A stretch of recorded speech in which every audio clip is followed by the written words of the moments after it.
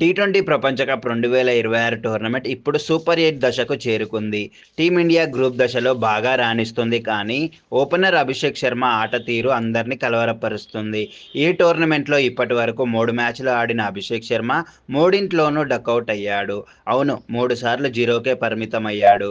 ఇది టీమిండియా అభిమానులకు పెద్ద ఆందోళన కలిగిస్తుంది. అభిషేక్ శర్మ టోర్నమెంట్ ముందు టీ20లో వరల్డ్ నెంబర్ 1 బ్యాటర్గా ఉన్నాడు. అందరూ అతని పేరుతోనే అద్భుత ప్రదర్శన ఆశించారు. కానీ గ్రూప్ దశలో అమెరికా, పాకిస్తాన్, నెదర్లాండ్స్ మ్యాచ్ల్లో అతను ఒక్క రన్ కూడా చేయలేదు. 3 డక్కులు.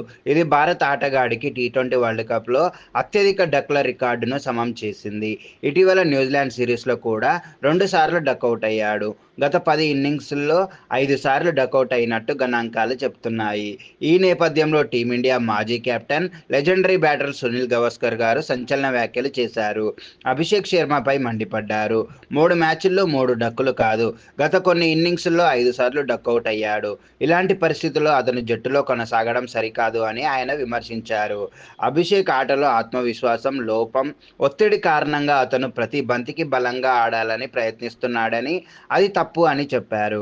గవాస్కర్ గారు ఒక సలహా కూడా ఇచ్చారు. నా అనాధికారిక సలహా, మొదటి బంతికే సింగిల్ తీసుకో, అప్పుడు ఆత్మవిశ్వాసం వస్తుంది. ఆ తర్వాత బాంగ్ చేయవచ్చు. కానీ మొదటి సింగిల్ తప్పనిసరి అని అన్నారు.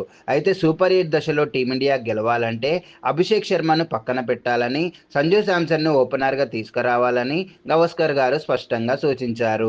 సూపర్ 8లో రాణించాలంటే సంజు శాంసన్ తప్పనిసరి, లేకపోతే టీమిండియా సమస్యల్లో పడుతుంది. అభిషేక్కు ఒళ్ళు బలిసింది కానీ ఫామ్ లేదు అని ఆయన మండిపడ్డారు. ఈ కామెంట్లు సోషల్ మీడియాలో వైరల్ అవుతున్నాయి. అభిమానులు 2 వర్గాలుగా విభజించారు. ఒకరు అభిషేక్కి మద్దతిస్తున్నారు, మరొకరు సంజు శాంసన్కు అవకాశం ఇవ్వాలని అంటున్నారు.